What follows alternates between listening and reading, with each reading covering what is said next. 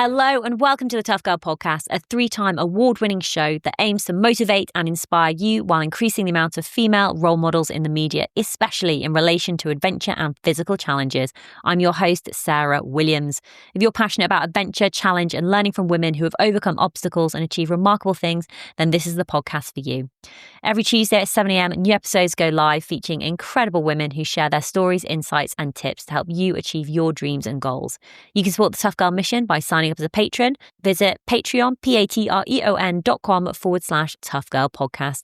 Keep listening until the very end as I share more information about what's going on with me with Tough Girl Challenges, give shout outs and recommend other Tough Girl Podcast episodes. More information can be found at toughgirlchallenges.com.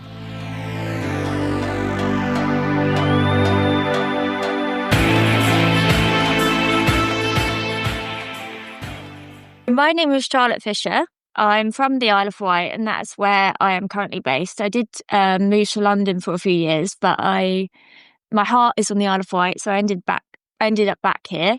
And my day job, I run a dog walking business here, trying to make it professionally as a runner. That is the goal at the moment. Were you sporty? Were you outdoorsy? I mean, obviously it's very coastal. Were you into sailing? You know, what were your early years like? No, I grew up on a council estate, so I had that traditional council estate childhood where we played outside as kids, but we didn't have a lot and there wasn't a lot going on. I lived in a rural village, so we would play outside in games like manhunt and things like that, but there wasn't really much for any of us to do. And yeah, no sailing for me, unfortunately. So you decided to leave the Isle of Wight at 19. What was the dream? Did you say you moved to London? Yeah, I moved to London for university. The dream originally was to move off when I was 18. I did want to be a lawyer, so the dream was a law degree, and I was chasing Oxbridge to do it. But I had a bit of a crisis during my A-levels and just decided, actually, hang on, I don't want to be a lawyer. I just wanted the money of being a lawyer. Had a bit of a crisis, didn't really know what I wanted to do with life. Then I ended up deciding I would take a gap year, travel, try and figure it out. And then I decided that my partner at the time, Charlie, he had moved to London to do a degree. So I decided, actually, I'd rather be close to him.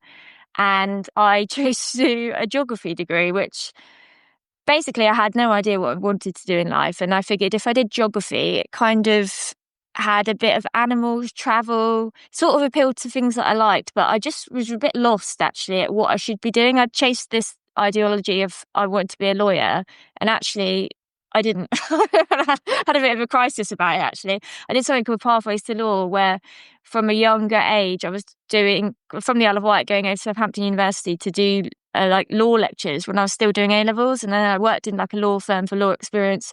I don't know if I was just convincing myself that I want to be a lawyer, but I just realised, actually, what the hell am I doing? I do not want to be a lawyer.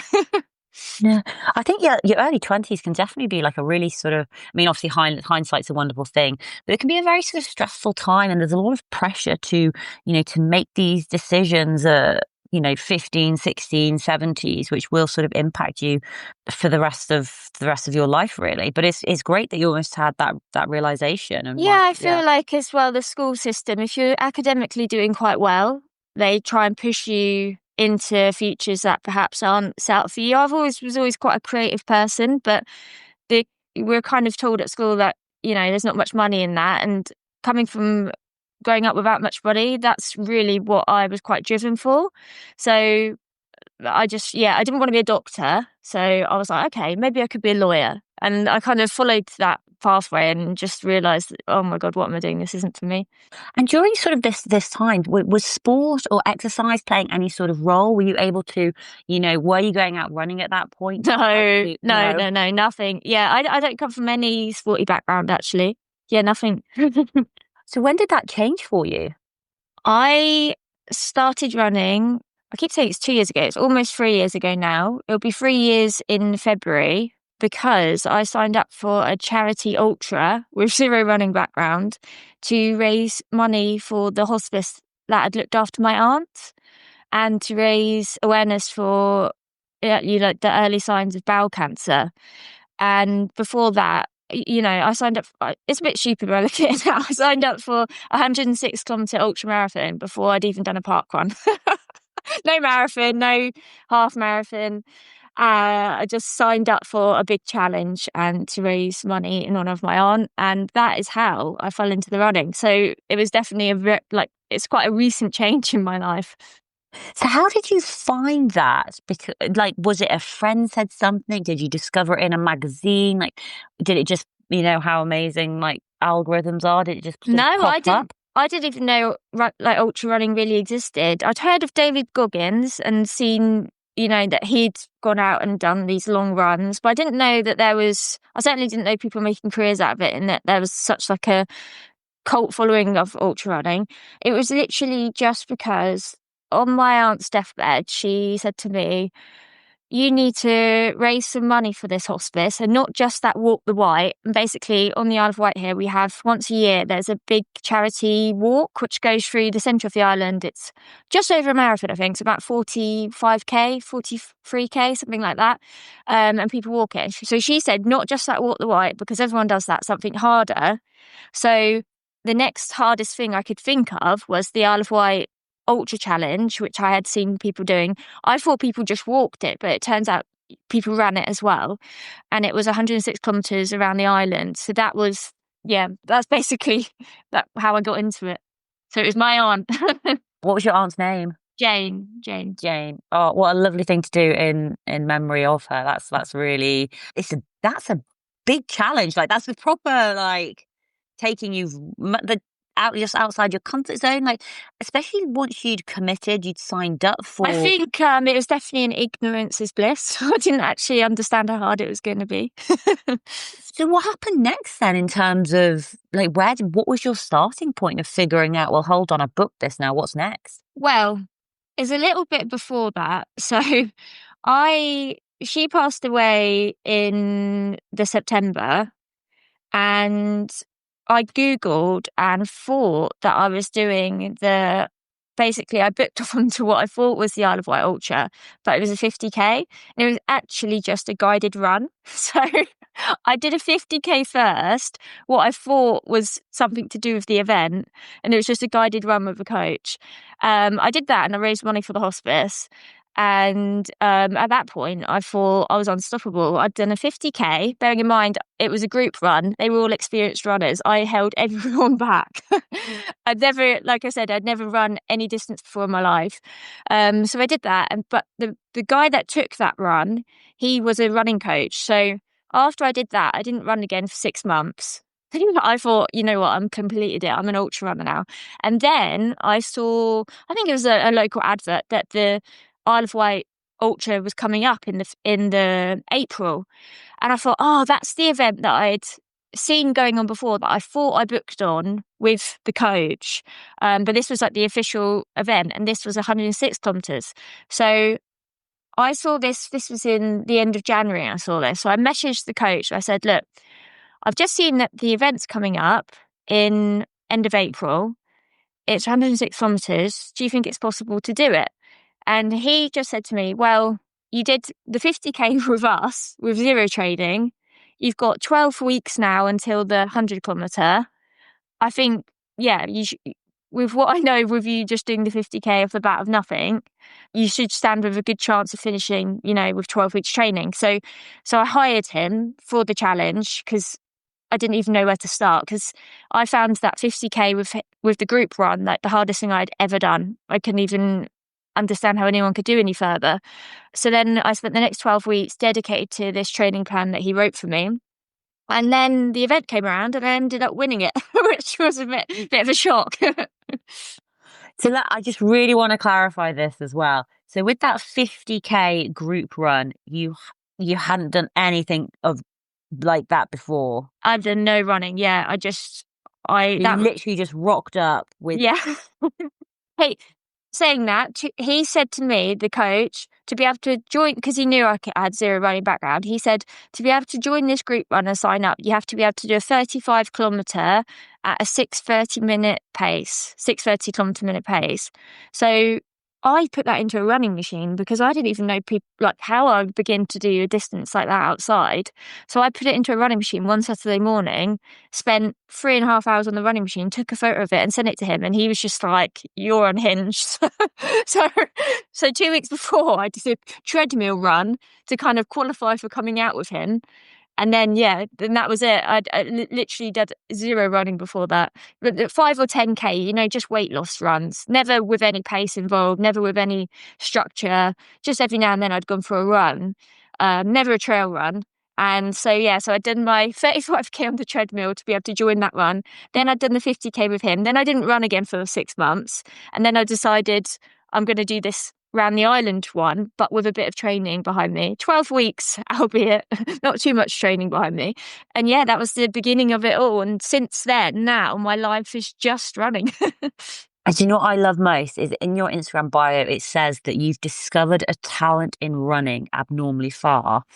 And that is talent. Like there's a skill, there's a mindset, there's something that you are built for this, which honestly, my jaw is like on the floor because it's just so impressive. Like it's just absolutely amazing. So talk us through this 12-week training program then, and did you adapt pretty easily to it? And when did you sort of discover like, actually, I'm really enjoying this? Like this is, I don't know, like this is bringing you happiness and joy. I think instantly I started enjoying it because I hadn't done trail running before, aside from with the group. So I was discovering new places. The Isle of Wight, I was a dog walker already, so I knew some areas, but discovering, my long runs on the weekends became like up to 40K. And I was discovering places by foot that I didn't even imagine I could have got there by running. I thought, this place I'd only ever drive to. And I was getting there by my own 2 feet. I couldn't believe it. So it was a sense of freedom and exploring where I lived from a different perspective. I absolutely loved it. And I loved the discipline of it. I did not miss a single session. I was so disciplined with the training. And I had zero expectation. Obviously, I didn't go into it thinking, oh, I'm going to be good at this. So it was only when I had a ankle injury, I rolled my ankle. So I booked into an injury clinic to see a sports physio. And he sort of knew me previously and he'd followed me on Strava. I only literally downloaded Strava just as I started this training block for this first ultra I did. And it was in this physio session that he said to me, "Oh, you've probably got a good chance of winning that ultra." And I was like, I was just laughing. I was like, "What do you mean winning it?" Because obviously the only perspective I had from running was the 6 months prior at the group run where I held everyone back and I was rubbish because obviously I had zero training for it. And I was, I remember I got to 27K that day and I just thought, and I think that's where most people do hit the wall when they do marathons. And I hit 27K and I just thought, how am I going to finish this to 50K?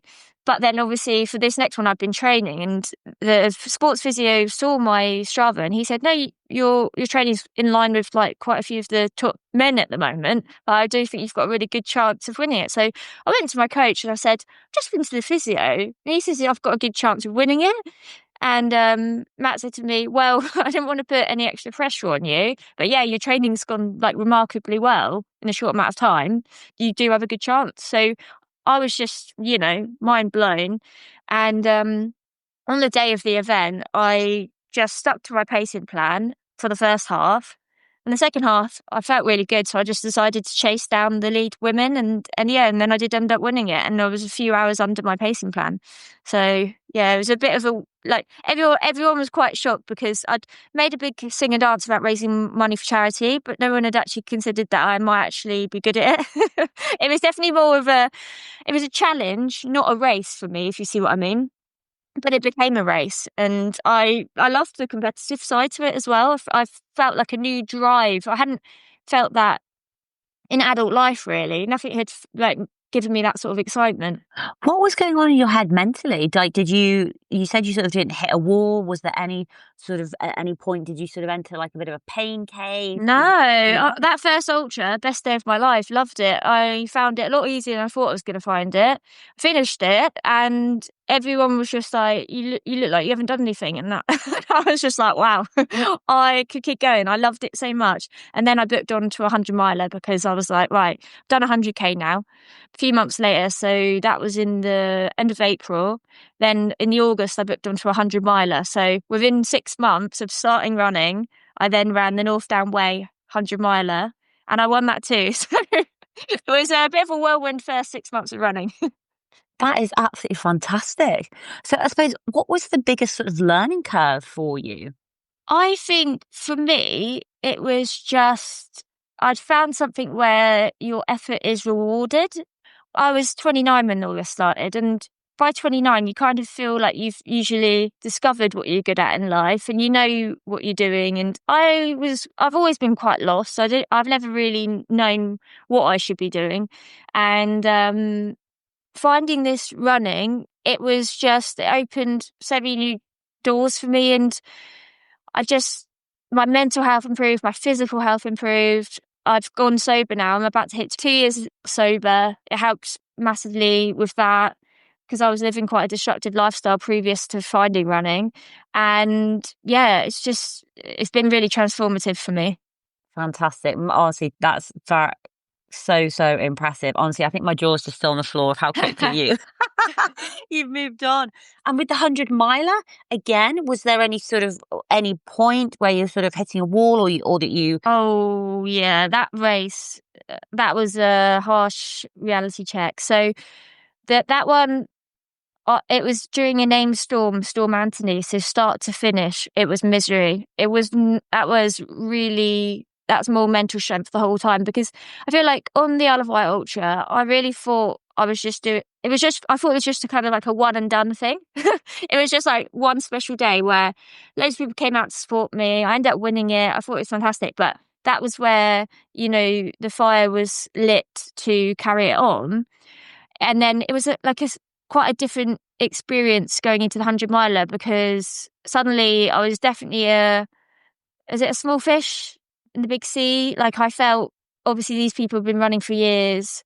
I felt it was a bit different. The Isle of Wight Ultra is a charity event, so it's not as competitive, whereas a Centurion event is quite a competitive field. So I instantly, that days before the event, a race preview went out with like favourites to win, and it was showing like all these amazing athletes with their previous accolades, and I felt really small because obviously I wasn't mentioned, and I was like, oh, I can't believe I'm going to be running against these people. And I was like, oh, I won my last race, it's going to be really disappointing if I don't do well in this one. And I just felt like quite small going into that one because I was so inexperienced. And then the named Storm happened, and it was torrential rain, gale force winds the whole entire time, and I didn't know where I was because I didn't know the area. I was just in this misery of bad weather, had bad stomach issues start to finish, but I just was determined to finish. And I think probably because I was the lead as well, because I was in the winning position, you don't quit if you're winning. So I think that also helped me to finish, but that was tough. I would say that was a really, really hard race. Since then, I've obviously done a lot harder races, but I still gravitate to that one because I was inexperienced and it was really bad conditions. So that was a very tough race mentally and physically for me. You mentioned that you've worked with a coach and stuff, but things like, nutrition, how did you figure out your nutrition for your training? Obviously, you're doing a hell of a lot more exercise than you were previously. So your nutrition for training, your nutrition during the race. Again, I didn't take on it. I was really naive and I was terrible back then. For that 100-miler, I didn't take on a single gel. I didn't really understand proper fueling strategy. So I was really underfueled for that race as well. I was just eating things at the aid stations, and the event supplied Tailwind. So I had Tailwind in my drink, which is like an electrolyte mix with calories. But yeah, no, the coach gave me a training plan, but it gave me a bit of guidance, but it didn't really help me with things like that. So I was very, like, compared to now, when I race now, I'm racing. So my fueling strategy is very important to me now. I recce my nutrition as well to make sure it doesn't give me stomach issues and stuff like that. I'm used to taking on like a high amount of carb now. But yeah, for my first 100-miler, no gels, no carb mix in my drink. I just ate things at the aid stations and just had Tailwind in my drink. Yeah, very inexperienced. Yeah, mistakes were made. Do you know what? It's just this amazing opportunity for you to learn, to grow as a runner. Are you still feeling as though you're still pretty new to the sport, or do you feel as though you're sort of one of the experienced runners out there now? I would say I would say I'm fairly experienced now. It's my special interest, so I know everything about running now, and I follow all the races, what podcasts, what other runners are using, try and keep up with the science of it. But there's still times when I do the European races now, and I'm toeing the line with elites, and you still get that feeling where I get it, especially it's imposter syndrome where at the start line, I do feel, I shouldn't be here. What am I doing? And stuff like that. Just because it's been quite a whirlwind few years.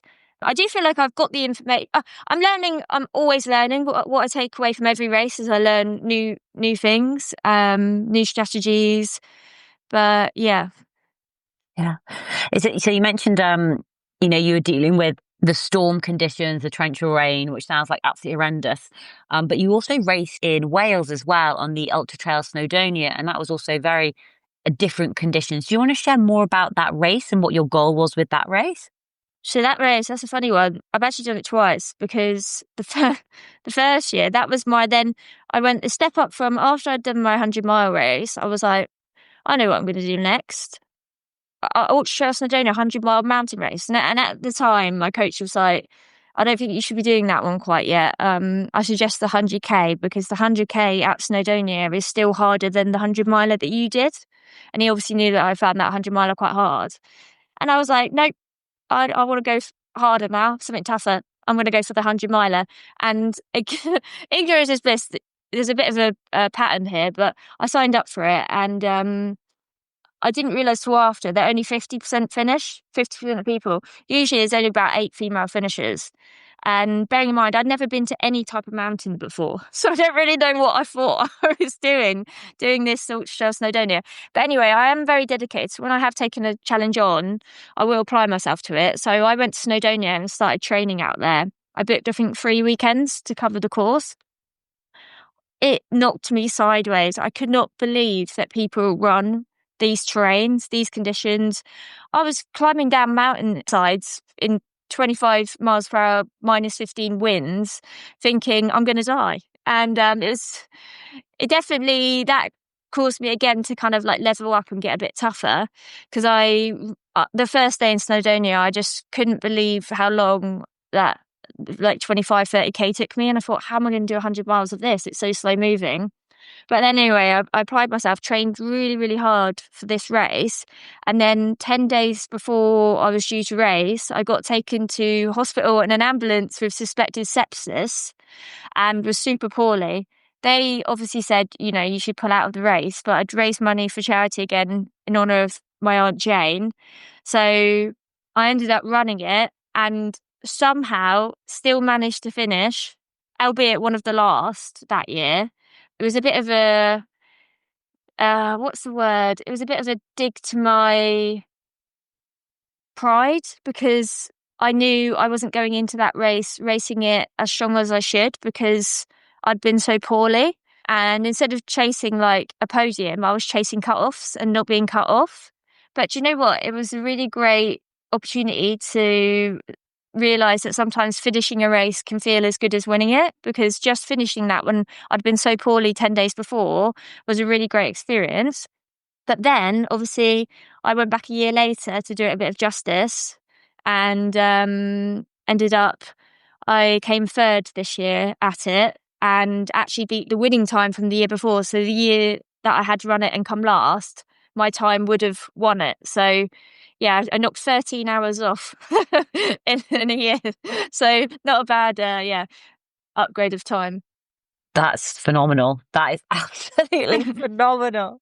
I think I'm the only woman to ever finish it twice. I mean, again, just amazing. And how are you recovering? Like, you mentioned that you have you twist your ankle and then, dealing with sepsis, which sounds Suspected sepsis, thankfully. Yeah, it was just a stomach infection. But I was still very poorly. Most poorly I've ever been 10 days before running the hardest 100-miler in Europe. It's not like the best start of your race. So what are you doing to help you with your recovery after training? Are you doing anything specific, or are you just sort of not needing that? Now I take things quite seriously. So I take a recovery shake almost instantly. Like just before I came on to speak to you, I've just come in from a 31K. So I've just had my shake just as I was setting this up. My body's quite used to all this now. So I do see my sports therapist. I see him usually once a fortnight, but during that moment, I'm just about to race. I'm in a really heavy training block. So I see him weekly during that, and that's just for maintenance. And then it is just a lot of calories at the moment. But I do feel like my body is just really taken the big workload. I feel like I've been destined to do this. My body has. Everyone always said to me before, "You're like the Duracell bunny. You've got so much energy." And I feel like that was a big problem of mine before because I wasn't applying it to something. So I'd be restless and unfulfilled. Whereas with all the running now, it's just a great medium for me. I truly love it so much. I'm so glad I've discovered it. Yeah. And you mentioned at the start, your goal is to become a professional runner. What does that mean to you? Like, what is the, like, sort of the ultimate goal? The ultimate goal would be for a brand to take me on as one of their elite athletes as such, like on a salary. I get support at the moment in terms of I'm given kit and I'm given sometimes from like other sponsors. I get like a few financial gains for like wearing their stuff, and then if I do well and come on the podium I get like bonuses and stuff. But it would be really nice to have a brand fully back me as one of their athletes. I think that is my ultimate goal that I'm working towards and working hard and hope one day will happen. And what's the dream race? Western States in the US, that would be a good one to get into. But my dream race when I first started running was UTMB, and because I came third in Snowdonia this year, it gave me elite entry into UTMB. So I will be going to Chamonix in August and racing there. So that was my bucket list kind of race. It wasn't, I was thinking more 2027, 2028, but yeah, it's come around a bit sooner than I thought. So sorry, that was this year you raced UTMB? No, I No, you qualified this year, so I'm racing it next year, yeah. With UTMB next year, which will be 2026, that's going to be like your A race. Do you build races around that? Is that going to be the only race you're going to race this year, or are you just going? No, I've got 300 milers before that. So I've got UTMB Mallorca now in 2 weeks. I've got the Arc of Attrition in January, and then I'm doing Ultra Trail Snowdonia again in May, and then UTMB in August. So yeah, I've got a few to.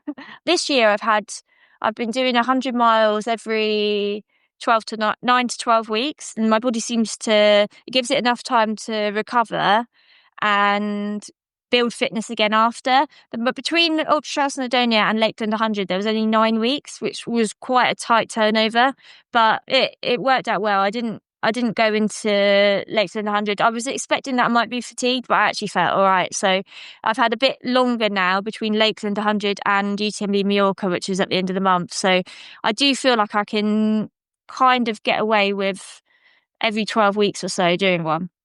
How do you find, especially when you're mountain running, I think some of the things that can be quite scary for a lot of people is like doing the downhills really fast. Psychologically, like, how do you find that? To start with, it felt really unnatural because I'd never done anything like that before. I was really slow because I was so careful.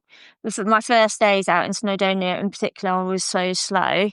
But it depends because Snowdonia in particular has a lot of scramble and it is more dangerous, whereas I've done Trans-Gran Canaria, for example, and those trails are really groomed and it's really runnable and you don't actually do any climbing. So you're just running on inclines and running down on inclines, which isn't so bad. I would say if you want to do a mountain race and it not be technical, but still have a lot of elevation to challenge you, Trans-Gran Canaria is a really good one for that. You don't do any climbing. It's not scary, if you see what I mean. But for Snowdonia, I feel like I just had to throw myself in the deep end and do a lot of practice. It didn't come naturally to me. I had to really practice the downhills. I'm still very slow at descending compared to, I'm a much stronger climber. It's just going to be one of those things. Unfortunately, I don't live in the mountains. Every opportunity I get, I do go to the mountains now. I've just been to Austria recently and I go to Mallorca next weekend. So I feel like it's just one of those things, more time out in the mountains, you get more confident, and I feel like in the races, you can follow other people and see what they're doing and you can kind of get a better feel for it. I would love to see you do like, have you heard of, backyard ultras? Yeah, yeah. Oh my God, I would love for you to do one of those. So is that of interest to you? Do you know what? For me, my races are more part of the adventure. So I pick races that, yes, they challenge me, but it's going amazing places and amazing scenery.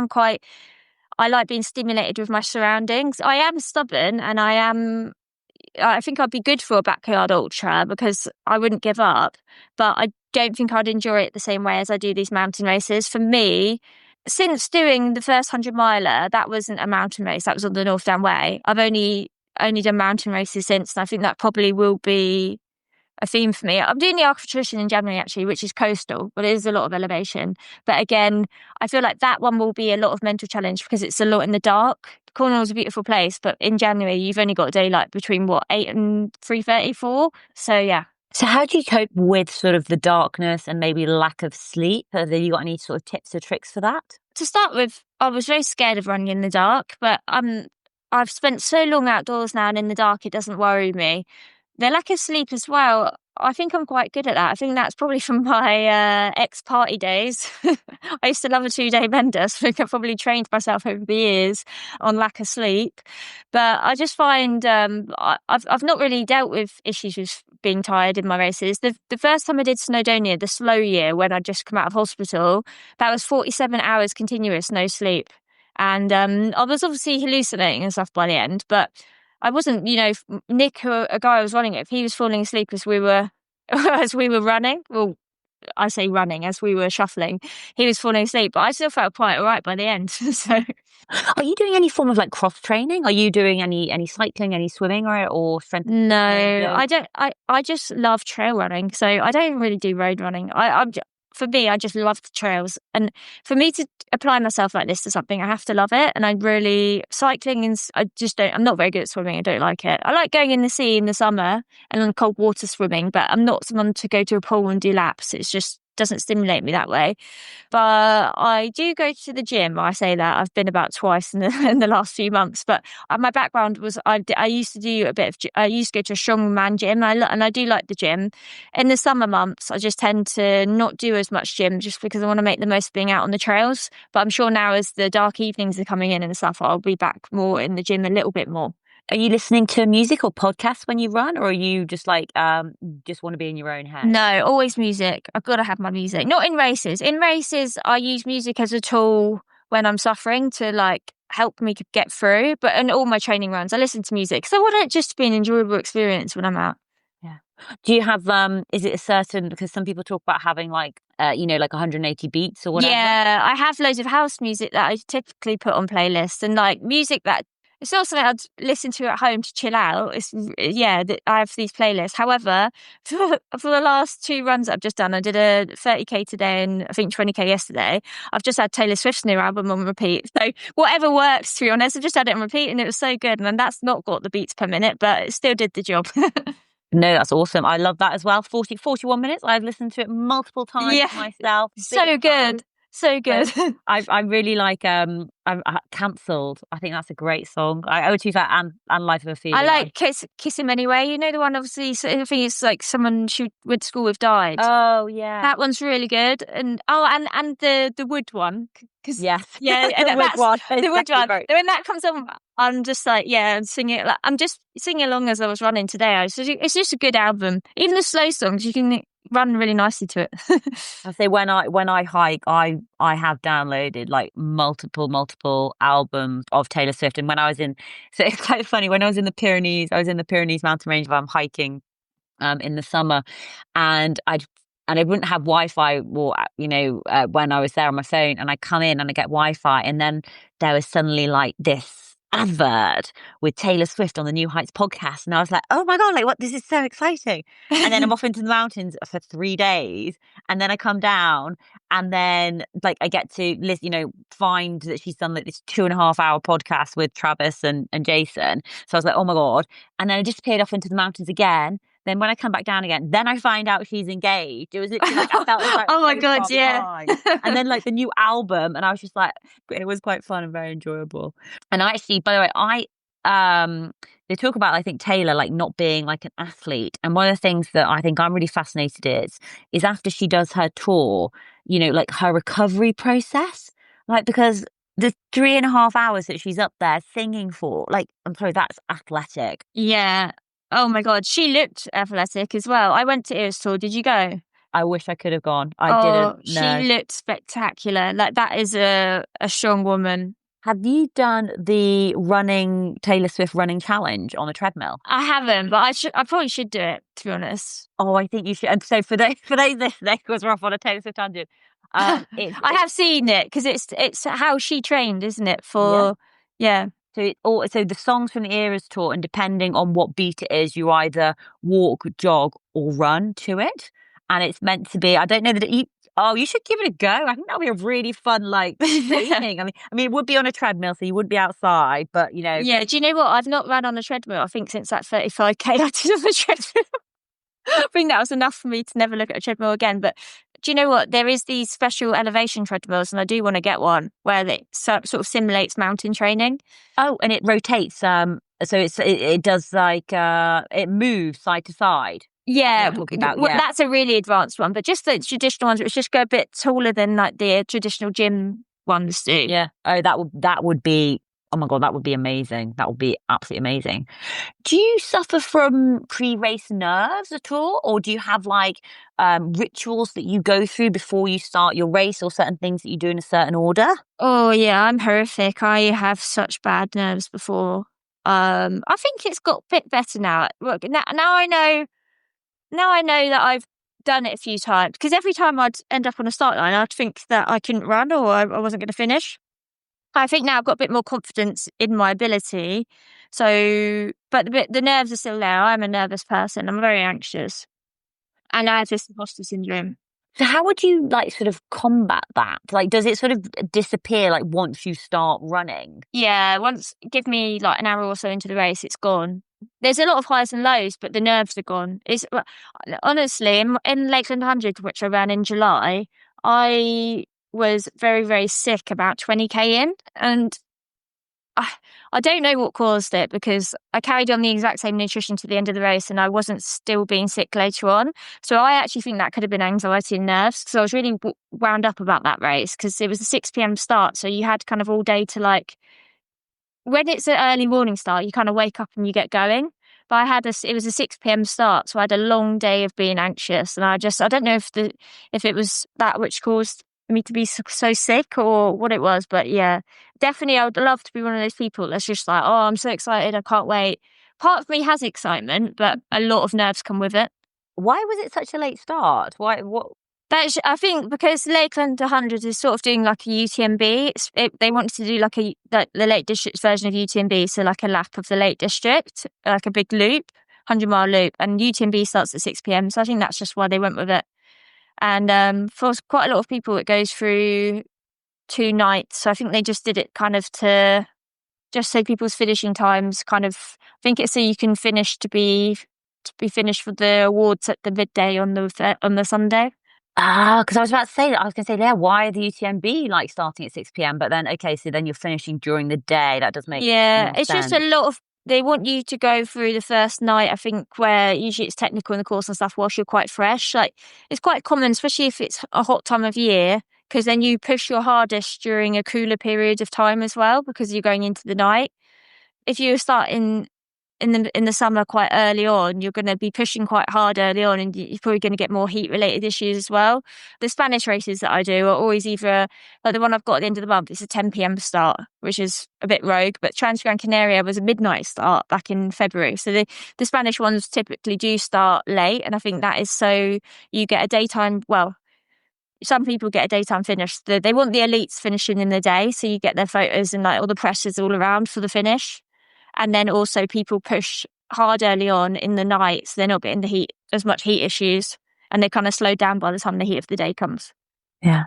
Will you be heading over to Chamonix to do some recce's for the UTMB? What are you thinking? Yeah. I've got some time. I think I'm going to book a holiday June, July time to do the whole course, because I just like to do it to get my head around things, and also it's just a nice 6 useful holiday. So I've not been to that region at all, so I'm actually really excited to see what it's all about. And yeah, the event, don't get me wrong, the event terrifies me. That really does overwhelm me.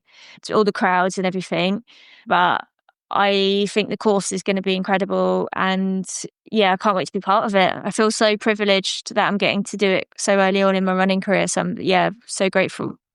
Interesting. Why is it's something to do with crowds specifically that you don't like, or Yeah, I think so actually. I'm quite an introvert. I spend all my days alone and with dogs. And I think big crowds, I think it's just a bit overwhelming. It feels like a lot of pressure. And when I'm out in the mountains by myself and stuff, I'm a lot more calm. But yeah, I've struggled. Do you know much about the Lakeland 100?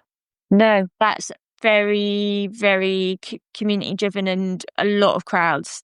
The start of that race was mental, and then the award ceremony was mental. It was very, very full on, and I couldn't even go into the race briefing because it overwhelmed me. It was in a hall with like loads of people, and it just stressed me out a bit too much.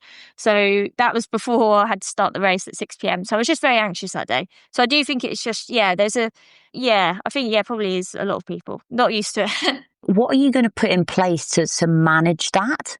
Like, would like listening to music help, or I don't know, like... So I've watched a lot of documentaries on other runners, and Tom Evans in particular, who just won it, he actually had earplugs in for the first couple big crowd sections because he found that in previous years it spiked his heart rate because they're so loud and intense. So he put earplugs in, and then he took them out for towards the end, I think 120k in or something. There's another section where there's massive crowds. And actually he said by that point, he wanted the kind of boost from them because it was like towards the end and whilst he's like fatigued, and he actually used them then, listened to it all to kind of like pick him up. And I actually found that in Lakewood 100, we go through Ambleside and there was crowds out in the street. And by that point, I'd been running for, I don't know, 19 hours, maybe 20 hours. And it felt good to hear the people then. Do you know what I mean? And towards the end, I felt positive from it. But at the beginning, it overwhelmed me, stressed me out. I felt like I was having a panic attack, actually. So, yeah. That's really powerful. You know, when you think about it, saying actually you don't want your heart rate to spike. So actually by wearing the earplugs, but then later on in the race, when you need that added... Yeah. I thought that was really interesting. Yeah. That is really interesting. Have you ever spoken with like a sports psychologist before? No, I haven't. I think that would, obviously, if I was taken on by a brand, I think they supply things like that. And I think that would absolutely help me level up because I torture myself with comparison and things like that. And I know that if I had a therapist, it would help help with things like that and my imposter syndrome and just a bit of self-belief, I think would help. Try and do my own positive affirmations and stuff. There's only so much you can do, isn't there? And I suppose it does come down to it, like, God, just having that extra, sign on with a brand, like elite athlete, get that regular money coming in, have that extra support, then suddenly, getting access to things like a sports psychologist could just be so... And even nutritionists, just things like that. And I was like, for me at the moment, I work all the hours under the sun to support my running because it's so expensive. It's definitely a middle class man's sport, whatever people say. It's so expensive just to like enter the races, let alone like everything else that comes with it. But by doing that, I'm training like a professional athlete every day, working full time. Then I don't get the recovery that a professional athlete gets because the professional athlete gets the recovery time, whereas I'm also working. So I'm kind of under like that at the moment. My mum's always like, you're burning the candle at both ends. But I'm like, Mum, I have to do this right now because unless I do this much training, I'll never get good enough. But unless I'm also working, I can't fund the lifestyle that makes me good enough. So yeah, it's a bit of a double-ended sword at the moment, trying to juggle working enough to support this lifestyle, but also training enough to hopefully be good enough at this lifestyle.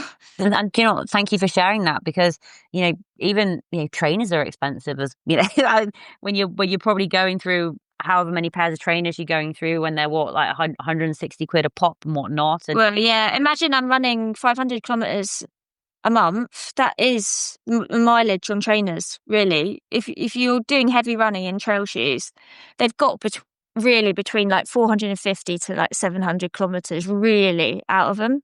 So yeah, it's just things like fueling as well. For me to fuel, you have to, like, this last few weeks, I'm fueling my long runs, as if I'll fuel for my race to get my stomach ready for like the amount of carbs. But if I was sponsored by these fueling companies, or like, had a bit more help, I would fuel every run, but I can't fuel every run on every run that I do, because, each gel's like £3 or £4, and I'm having to have like 5. How could I afford, when I do a long run like every day, to be doing that? So even these like peak weeks of training where I do my carb intake the same that I will in the race, it's costing me a fortune. Then the fueling on the race is a fortune.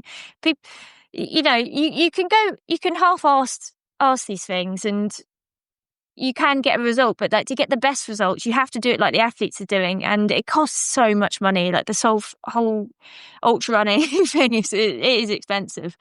Yeah. But even like, entry fees as well, like I think I used to do a lot of running like 10 years ago.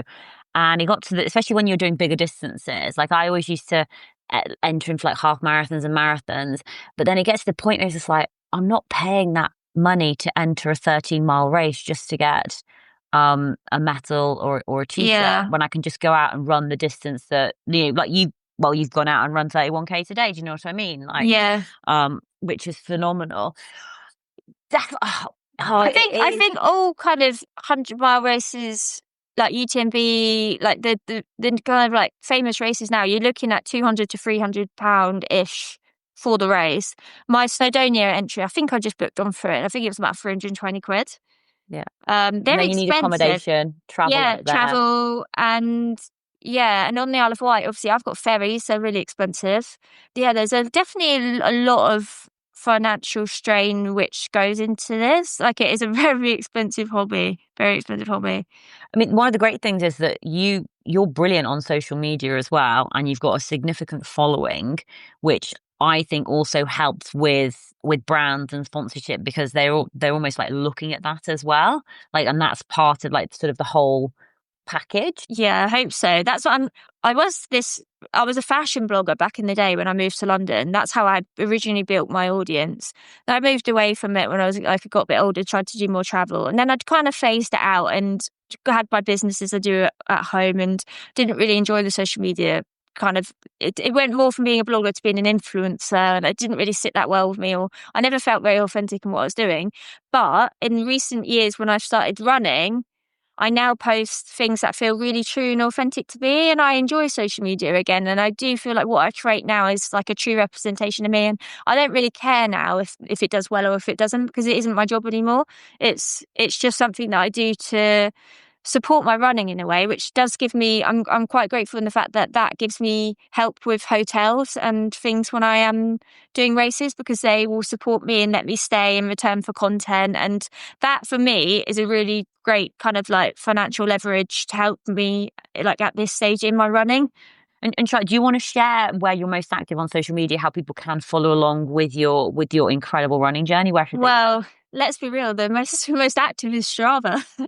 I love it. Yeah. But Instagram, so it's just Charlotte Fisher. But there is actually, the crazy thing is there is 2 Charlotte Fishers in the ultra running world at the moment, and there's a bit of a crossover, people getting us confused, because she recently did a 100-miler in Wales. I know, it's such a small, crazy world. And everyone was messaging me like, didn't know you were racing. And like, I was like, they're like, we're tracking you. And I was like, that's not me. That is not me. And she has recently, I think she was about to do a podcast, and I follow her now. And the podcast tagged her in a post, and the bit underneath they wrote, they've obviously used ChatGPT to write an intro. And I was like, hang on a second, this is about me. And I had to message and be like, I think this is about me, not the girl in your picture. And he was like, oh yeah, sorry. Like, because obviously ChatGPT is getting us confused as well. It's just a bit of a nightmare. So yeah, there's 2 Charlotte Fishers, but I am just the Charlotte Fisher on there. But also, it'd be great actually if you did race together and get a first and second, because I think that would be so weird, wouldn't it? In the same race. But also like a lot of like fun publicity. Yeah, and it would be even more fun if it was like you both had like different brands on. so like one of you's wearing like Innovate and the other's wearing like it's like I need to get this Charlotte Fisher involved, and because the weird thing is her middle name is also an E, mine's an E, and she's my age as well. I think she's 1 year younger, but it would be very confusing, I think, for race organisers to have us both in a race together. I think it would be brilliant fun, really fun, trying to track you both. And they couldn't be, they'd have to say A and, no, A, they can't do 1 and 2 because that just wouldn't be fair. So I think I'm older, so I think I win. I like it. I think that's how it works with twins, isn't it? Charlotte, I'd love for you to share your final words of advice, final words of wisdom for other women out there who, maybe are feeling lost at this moment. Maybe they haven't quite discovered their talent yet. What words would you like to share? And you can take that in any direction that you would like. I would say it's never too late to rewrite your story. A few years ago, I was 4 stone heavier, big drinking problem, lost in life, suicidal, just, didn't even want to be on this planet anymore. And now I love my life. I'm fit, healthy, sober, and I wake up every morning. Genuinely, I'm excited for my day and for my future. And that was something that I just didn't think was going to happen with me anymore. So yeah, never too late to rewrite your story. Charlotte, thank you so much for coming on Tough Girl Podcast to share more about your story. It's been incredibly inspiring hearing about your running journey, and just best of luck with the UTMB next year. Thank you so much.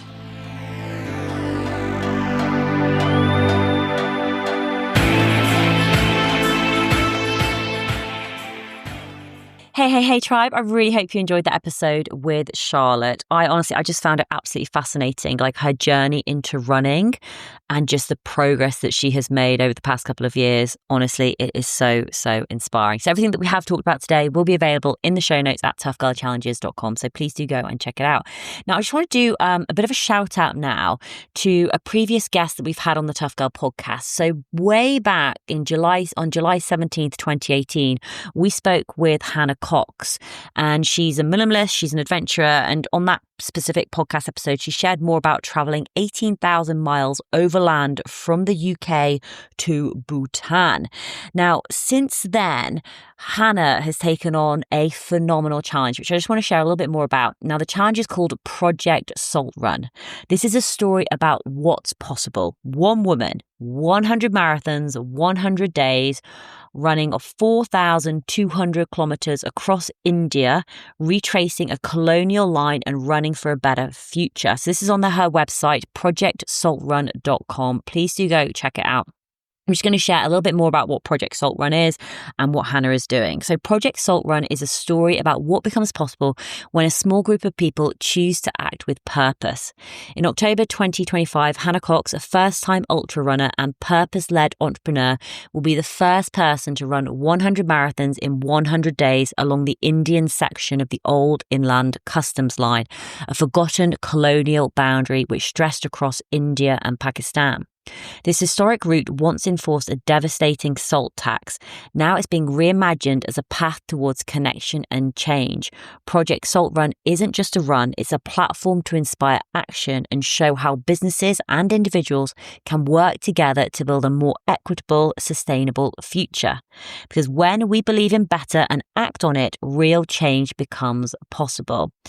So this is just absolutely phenomenal what Hannah is doing. So Hannah, she's 41 years old. She is out there running 100 marathons in 100 days. So over 4,000 kilometers. It's called Project Salt Run. She's currently out there at the moment on this run, on this journey. She's sharing about it on social media. So please do go check out the website, projectsaltrun.com on the website. She's also on Instagram as well.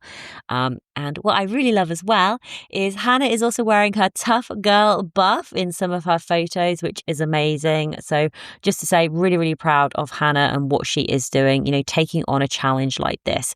And so I suppose what the mission with Tough Girl Podcast and the Tough Girl Challenge is to motivate, inspire you while increasing the amount of female role models in the media, especially in relation to adventure and physical challenges.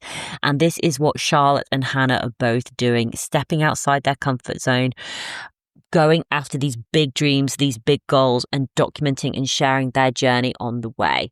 So thank you so much for listening to the Tough Girl podcast. I just want you to have a little think about what's your next goal, what's your next challenge, what could you do to step outside your comfort zone. That doesn't mean you have to go and run an ultra. It doesn't mean you have to go and head to a different continent to run multiple marathons across multiple days.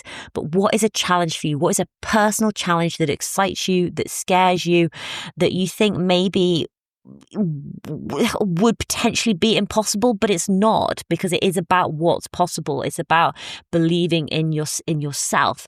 So have a little think. Let me know. Send me a DM. I'm on Instagram at Tough Girl Challenges. All of the work that I'm doing is possible due to the incredible patrons who support the Tough Girl podcast. So please visit Patreon, patreon.com/Tough Girl podcast. You can sign up as a monthly patron or an annual patron. Your financial support really does make a massive difference. But I'd love for you just to tell one person about the Tough Girl podcast. I'd love for you to go and follow both Charlotte and Hannah on their social media. I'd love for you to engage with women in adventure doing physical challenges on social media. Like, comment, subscribe, get involved, show that support, be inspired by what these women are doing, be inspired by yourself, step outside your comfort zone. All that's left for me to say is, wherever you are, whatever you are doing, give it your all, give it 110%, get after it, go for it, believe in yourself, because I believe in you. Take care, lots of love, and I'll speak to you soon. Bye.